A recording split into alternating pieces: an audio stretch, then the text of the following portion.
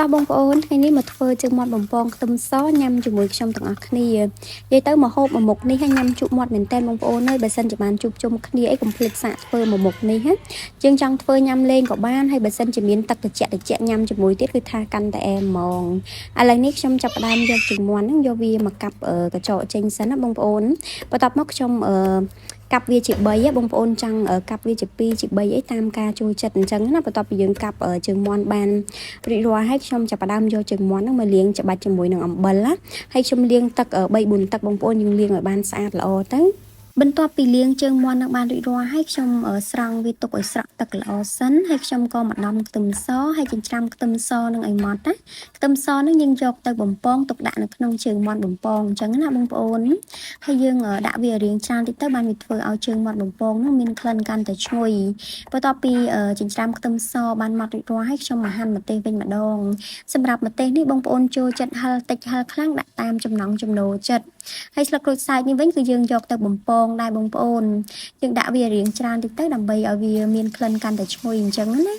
ចាបងប្អូនឥឡូវនេះខ្ញុំចាប់ផ្ដើមយកជើងមាន់ហ្នឹងមកបំពងតែម្ដងពេលដែលបំពងគឺខ្ញុំអាសាប្រែត្រឡប់វាបែបហ្នឹងដើម្បីឲ្យវាបានឆ្អិនសព្វគ្នាល្អជើងមាន់ហ្នឹងគឺខ្ញុំយកវាមកបំពង2ដងយើងធ្វើអញ្ចឹងបានជើងមាន់ហ្នឹងវាស្រួយល្អហើយបំពងលើកទី1យើងមើលថាវាឡើងក្រហមហើយឡើងក្រៀមបែបនេះយើងស្រង់វាទុកឲ្យត្រជាក់សិនណា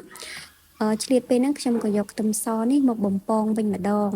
ជាបំពងវាឲ្យឡើងក្រហមបែបហ្នឹងយើងស្រង់វាទុកម្លែកទៅបងប្អូន